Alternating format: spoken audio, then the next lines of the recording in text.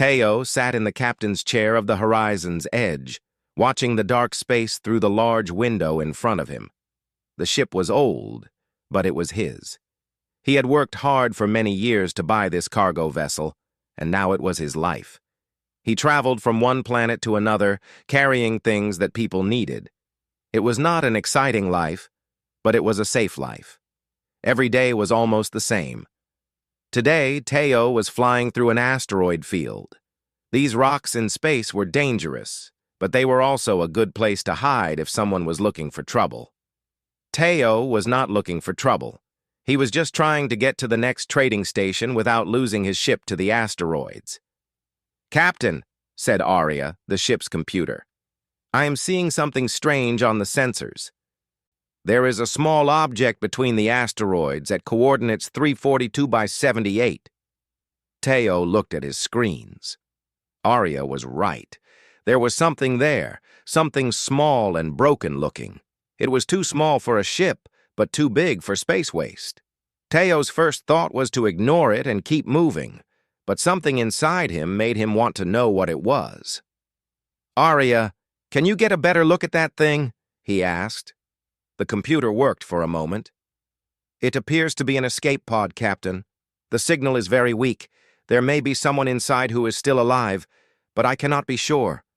The life support systems are almost empty." Teo felt his heart beat faster. Someone was in trouble.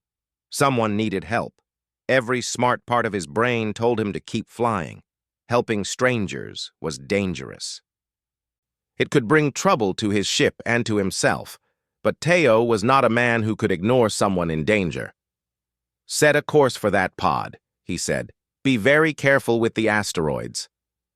Arya made small movements with the ship, moving slowly and carefully through the rocks.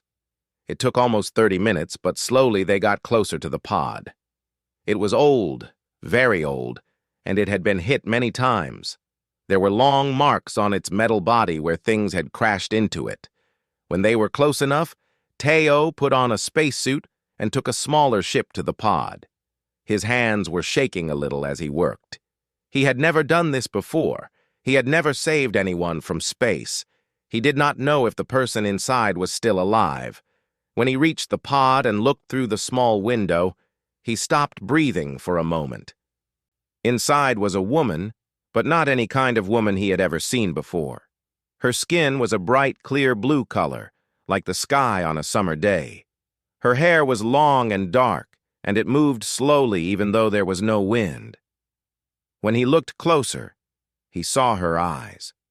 They were large and gold-colored, and even though she seemed to be sleeping, they were the most beautiful eyes he had ever seen.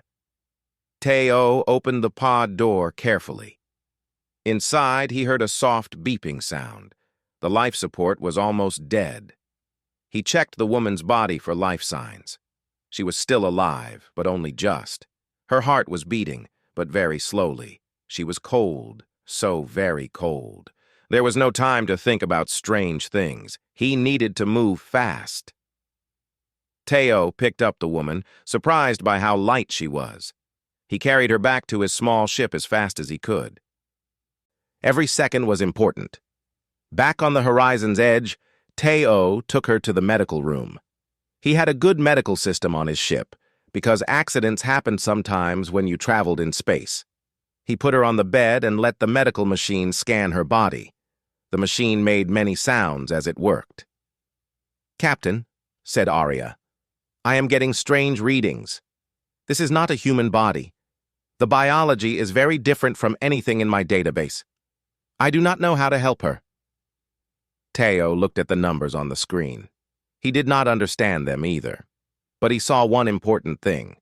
Her body temperature was too low. She needed heat. He put warm blankets on her and made the room warmer. Then he waited. The woman did not wake up for 3 days. Teo sat with her for most of those 3 days, making sure she was okay. He gave her water when she could drink. He changed the blankets. He watched her breathing and listened to her heart.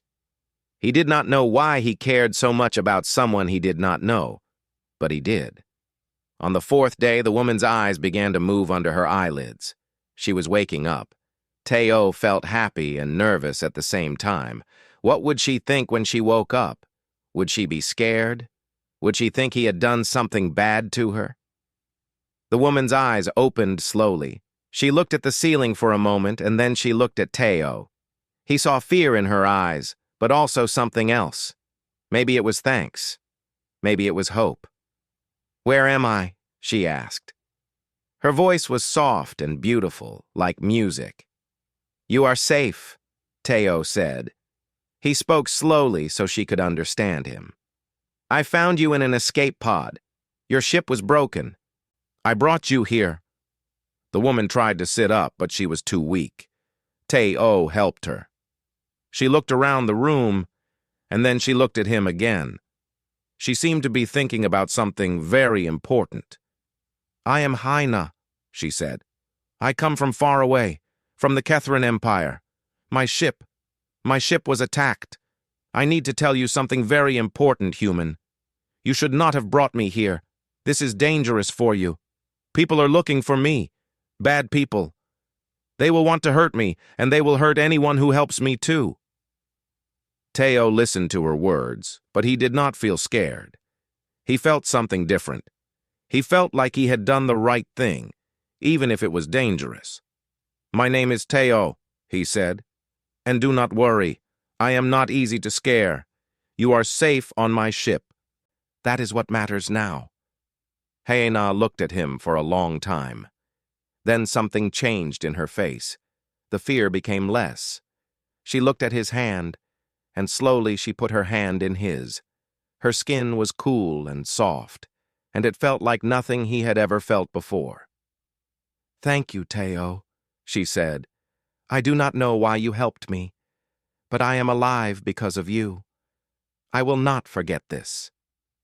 Neither of them knew it yet, but this moment, this small moment of a human and an alien holding hands, would change both of their lives forever. The space around them suddenly felt much smaller and much warmer than it should have been. Haina spent the next week in the medical room, slowly getting her strength back.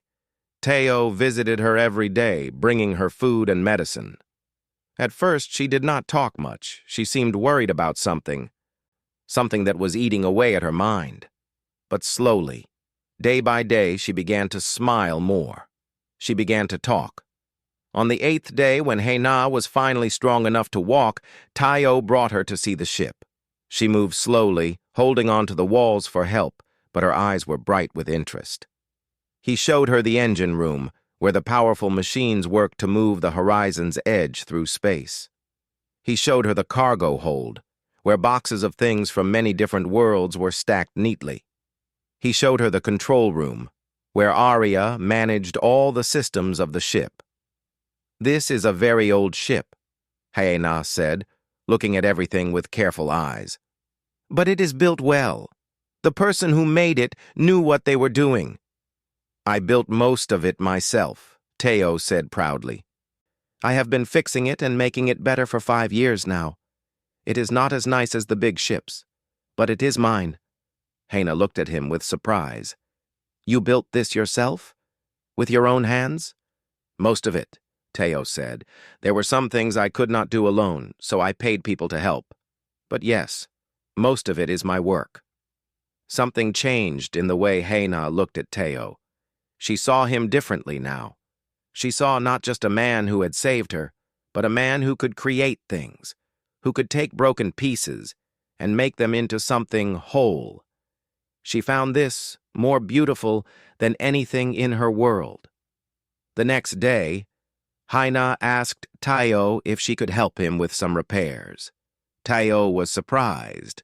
She was still healing, and he did not want her to hurt herself, but Haina was very sure. She wanted to do something, not just sit and rest. "Okay," he said, "but you must tell me if you feel tired." They went to the engine room together. There was a problem with one of the cooling systems. Teo had been trying to fix it for weeks, but he could not understand what was wrong. He showed Haina the problem, not expecting her to understand anything. But when she looked at the machine, her eyes became very bright. I know this kind of system, she said. It is made with Kethrin technology. The cooling crystal is broken, but you can fix it without replacing it. You need to adjust these 3 parts here, here, and here. And then you must change the direction of the energy flow. It is simple, really. Teo watched as Haina worked. Her hands moved quickly and carefully. In less than 1 hour, she fixed something that Teo could not fix in weeks. When she finished, the machine purred like a happy animal. The cooling system worked better than it had in months. How did you know how to do that? Teo asked. I am a scientist, Haina said. I study technology and space. My ship was a research ship. We looked at new things, new ways of doing things. It is my work, my life. After that day, Haina began to help Teo more and more. She fixed problems that he could not understand. She made suggestions for making the ship faster and stronger. She taught Aria new things about Kethrin's science. And with every day that passed, Teo found himself thinking about her more and more, not just as someone he had saved, but as someone he wanted to know better. One evening, they sat together in the observation room. This was a special room with large windows that looked out into space. They could see all the stars, billions and billions of them, stretching out forever and forever.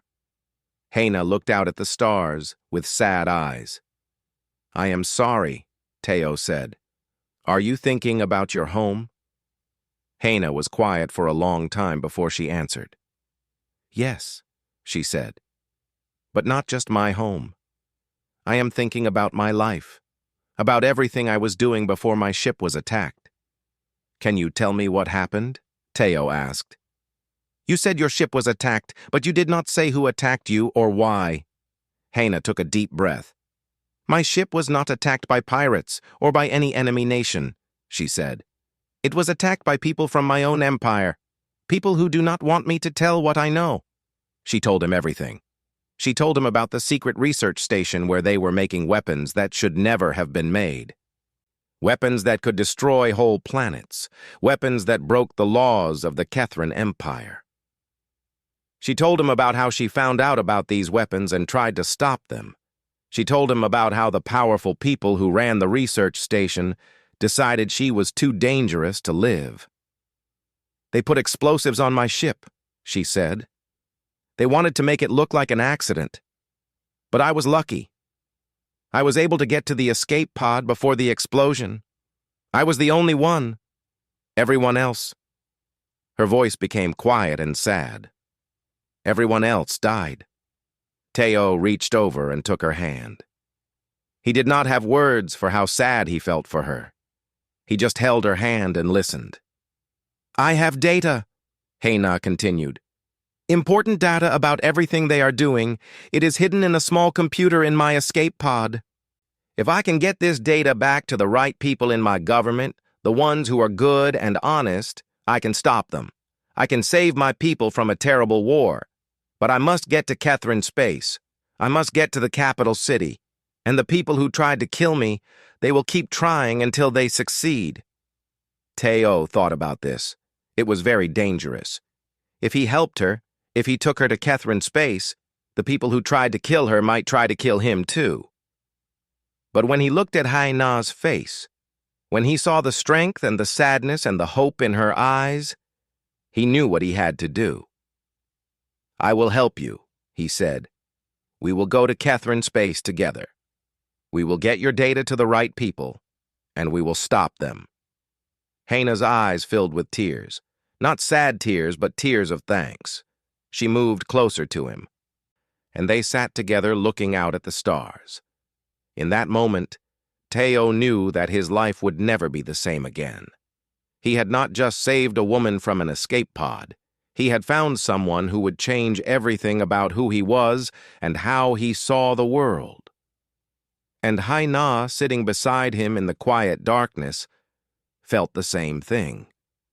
She felt like she had been flying through space alone for a very long time, and now, finally, she had found someone to hold on to. The horizon's edge jumped to hyperspace, leaving behind the safe trading routes that Teo knew so well. They were now heading toward Kethrin space, toward danger, toward the unknown. For 3 days they flew without any problems, but on the 4th day, Arya gave them bad news.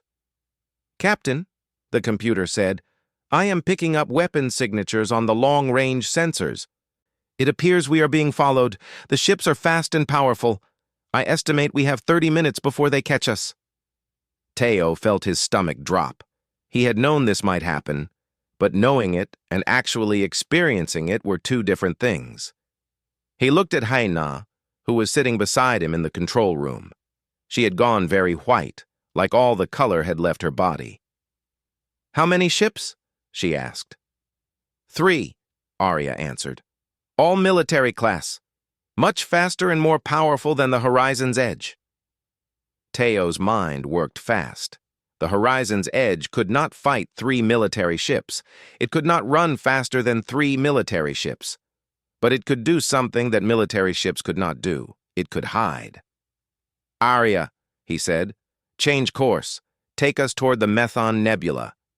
"The one on our starboard side." "Captain," Arya said, "that nebula is very dangerous. Many ships have been lost inside it. The sensors do not work well there. We could crash into an asteroid or a stellar dust cloud." "I know," Teo said, "but those military ships have very fancy computers. Their navigation systems are perfect. They do not know how to fly blind. We do. We have to. Set course now."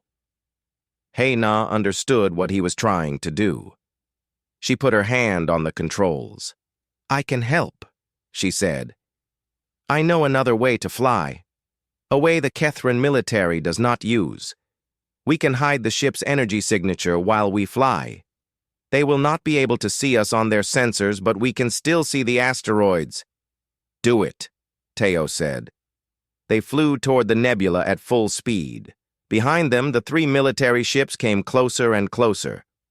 Teo could see them on the visual scanner now, getting bigger and bigger. Then they flew into the nebula. Everything changed. The space around them turned into swirling colors of blue and green and orange. It was beautiful, but also scary. Teo could not see more than a few hundred meters ahead of the ship. "Now," he said. "Do it now." Haina worked the controls with her hands and with her voice, giving commands to the ship's systems in the Kethrin language. The ship's energy signature disappeared. They were hidden, invisible to any scanner or sensor, but they could still see. Teo flew the Horizon's Edge through the nebula like he was flying by instinct alone. He turned left, then right, then up, avoiding asteroids and dust clouds by only meters. His heart was beating so fast, he thought it might break. Behind them, the 3 military ships tried to follow, but their computers could not work in the nebula. Their sensors were useless. They could not see anything. They fired weapons into the cloud, hoping to hit something, but the weapons just flew away into nothing. One of the ships hit an asteroid they could not see. The explosion lit up the nebula like a star being born. "Keep going," Haina said. Her voice was calm, even though she was holding onto her seat very tight. They flew deeper into the nebula. Teo's hands were sweating. His eyes were starting to hurt from looking so hard at the screen. But he kept flying, kept turning, kept pushing the ship forward. Then suddenly, they broke through the other side of the nebula. Space became clear again. The stars were bright above them and below them. Teo looked behind them. The military ships were not there. They had lost the pursuit. "Did we lose them?" he asked. "Yes," Arya said. "The military ships have turned back. They are returning to Kethrin space." Teo stopped flying and just sat in his chair for a moment, breathing hard. He had never done anything like that before. He had never been in a real fight. But he had done it. He and Haina had done it together. Teo turned to look at Haina. She was sitting very still, and her hand was on her side. Her hand was red. She was hurt. "Haina," he said, running to her. "You are hurt." "It is okay," she said. "When we were turning, something fell from the wall. It hit me. But I am fine. It is not bad." But it was bad. When Teo pulled her hand away, he saw a long cut on her side. It was bleeding. Not too much, but enough. He helped her up and took her to the medical room. He cleaned the cut and put medicine on it and put a bandage around her body. "Why did you not tell me you were hurt?"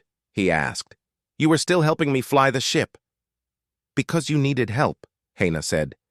"Because we would have died if I did not help. The pain did not matter. Staying alive mattered."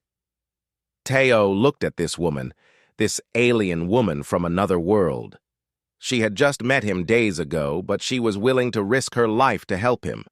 She was willing to ignore her own pain to save them both. He had read about people being brave, but he had never really understood it until this moment. "Get some rest," he said. "I will watch the ship." But later, when he was sure she was sleeping, Teo sat beside her bed for a long time. He thought about how close they had come to dying. He thought about how different his life had become in just a few days. And he thought about how much he cared about this woman, this person from a different world who had changed everything. The horizon's edge moved quietly through space, heading toward Kethrin space. Behind them, the nebula glowed like a beautiful and dangerous memory. And ahead of them, the future waited, full of danger and full of hope, full of things neither Teo nor Haina could predict. 2 weeks later, the horizon's edge was hidden at an old space station that nobody used anymore. The station floated in a dead system, where nothing lived and no one ever came. It was a good place to hide and a good place to plan. Teo and Haina sat together in the station's control room, looking at messages they had received. The messages were from people inside the Kethrin government, people who believed in doing what was right. These people had learned that Haina was alive. They had learned about the research station and the secret weapons. And they wanted to help her. "This is good," Haina said, reading the messages with bright eyes. "There are more people than I thought who know the truth. If we can get the data I collected back to them, everything can change." But there was a problem. The people who had tried to kill Haina were still very powerful. They had military ships. They had soldiers. They had money. If Haina went back to Kethrin space alone, they would find her and kill her. The good people in the government could not protect her because they did not have enough power. Not yet. "I have an idea," one of the messages said. This message came from someone named Dae-jun, a commander in the Kethrin military. "I am with the reform movement in our military. We have a fast ship. We can come to you and bring you safely to a hiding place. From there, we can give your data to the people who need to see it. It will take time, but we can do this. The data is too important. Too many lives depend on it." "This is our chance," Haina said to Tai-O. "Dae-jun will help us. He is a good man. I know him. He was in my university before he became a soldier." Teo felt something cold move through his chest. He had known this moment was coming. He had known that Haina could not stay with him forever. She had a purpose. She had a mission. She had to save her people. But knowing it and feeling it were very different things. "When do you have to go?" he asked quietly. "Soon," Haina said. "Dae-jun says he can be here in 5 days. We will meet him and give him the data, and then—" She stopped talking. She did not want to say the words out loud. "And then you will have to leave," Teo finished. "You will have to go back to your world and do your work." Haina looked at him with eyes that were full of sadness. "Yes," she said. "But Teo, listen to me. This is not the end. This is not goodbye forever. This is just a goodbye for now. We will meet again. I promise you. When my work is done, when my people are safe, I will come back. I will find you. And we will be together.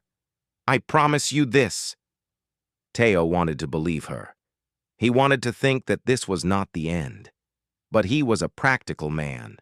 a man who understood how big space was and how hard it would be to find someone again.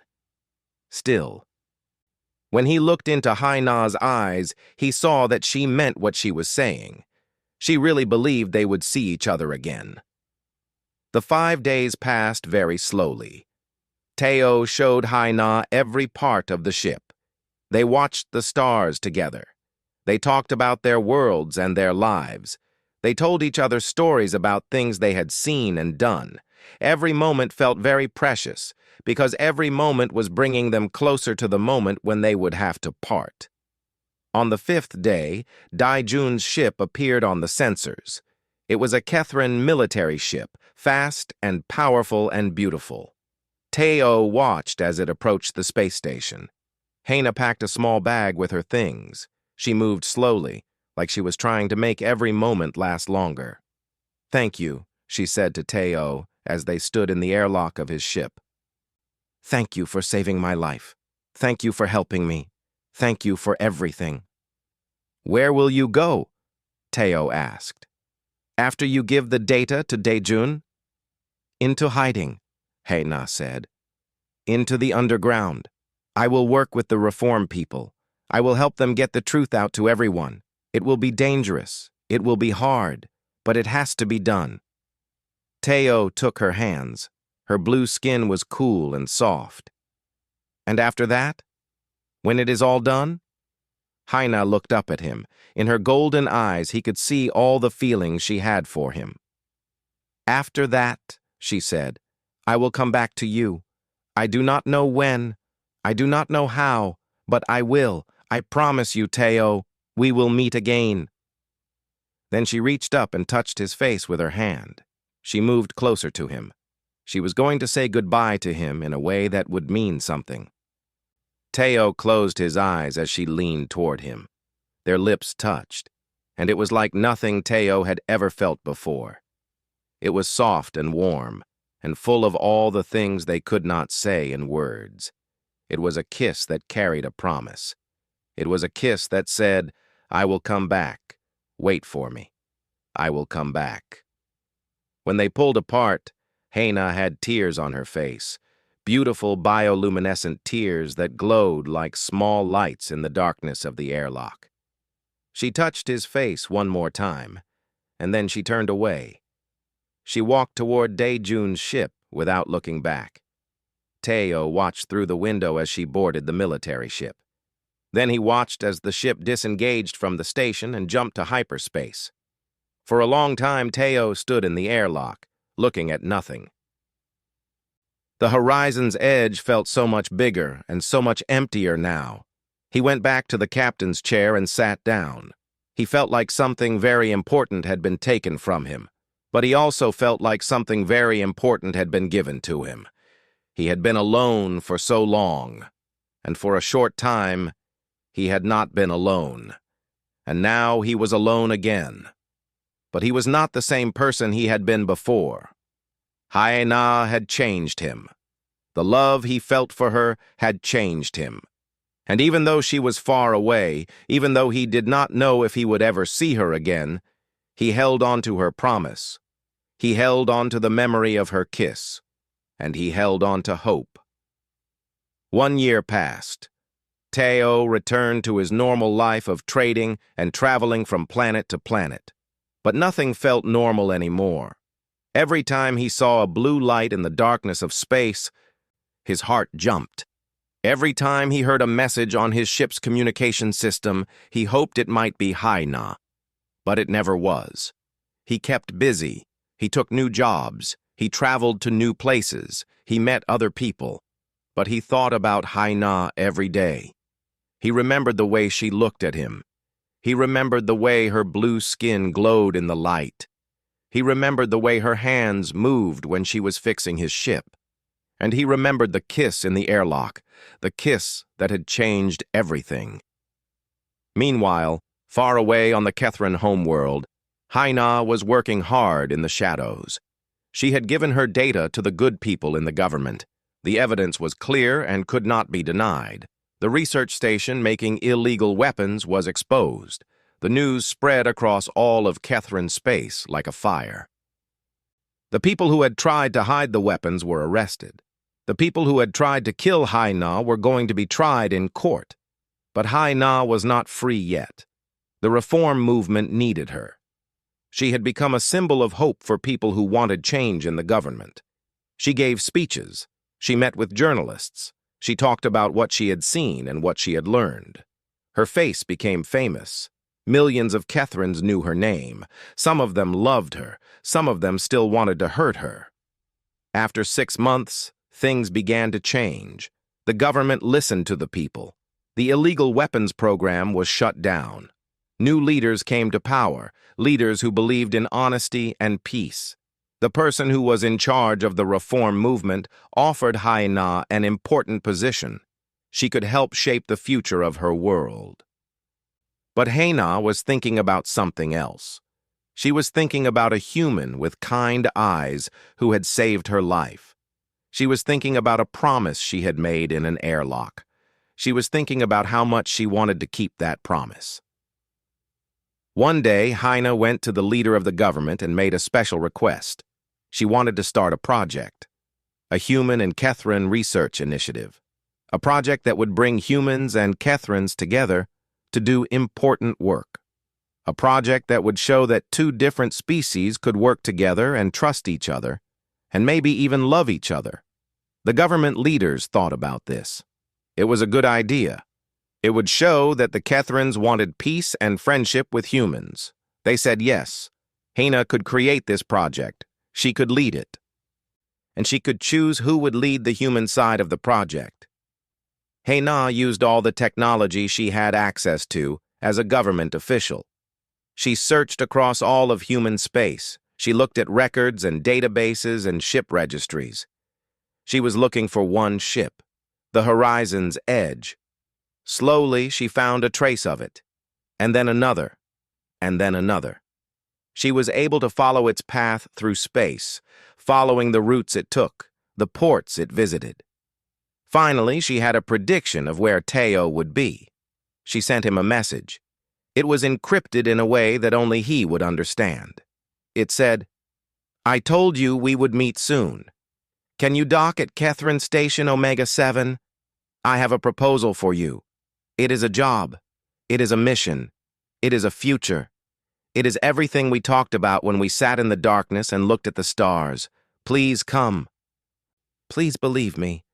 I have waited for this moment every day. Please come. Come to me." Teo received the message while he was doing a routine cargo run to a small planet. At first, he was not sure it was real, but as he read it again and again, he knew. It was her. It was Hai-Na. She had found him. She had kept her promise. His hands were shaking as he changed the course of the Horizon's Edge. He pointed his ship toward Kethran Station Omega 7. It would take 3 weeks to get there. 3 weeks felt like forever. But Teo did not mind. Hai-Na had kept her promise. He would keep his. Back on the Kethran space station, Hai-Na waited. She wore clothes she had never worn before, beautiful clothes made with Kethran technology that made her blue skin glow even brighter. Her hair was long and perfect. She looked in the mirror and tried to smile, but she was too nervous to smile. When Teo's ship finally appeared on the sensors of the station, Hai-Na felt like her heart might break from joy. She went to the airlock. She stood there and waited. She could hear the mechanical sounds of the airlock opening. She could hear footsteps. And then he was there. Teo looked the same, but also different. He was older, maybe, with small lines on his face. His eyes were darker, maybe from sadness or from thinking too much. But when he saw her, those eyes lit up like stars. He looked at her like she was the most beautiful thing he had ever seen, like she was the answer to a question he had been asking for a year. "Hai-Na," he said. That was all, just her name. But he said it with so much love and so much joy that it was enough. "I kept my promise," she said. "I came back. I said I would come back, and I did." "I waited," Teo said. "Every day. I waited." Hai-Na walked toward him slowly. She reached out and took his hands. They were warm and strong and real. She could feel his heart beating through his hands. She could feel that he was nervous too. "I have a proposal for you," she said. "From the Kethrin government and from my heart. We are starting a research project, humans and Kethrins working together, learning from each other, building a new future together. I want you to lead the human side. Will you help me? Will you work with me? Will you stay with me?" Teo looked at this woman, this alien woman who had changed his life. He thought about the day he found her in the escape pod. He thought about all the days they had spent together. He thought about the year of waiting and hoping and believing. "Yes," he said. "Yes, I will stay with you. Yes, I will work with you. Yes, I will build this future with you. I will do anything you ask me to do." And then, in the airlock of Kethrin Station Omega-7, they held each other. They did not kiss this time. This time they just held each other, two beings from different worlds, different species, different everything, holding each other like they would never let go. And they both knew that this time, this moment, this was not goodbye. This was the beginning of something beautiful. This was the beginning of a future they would build together.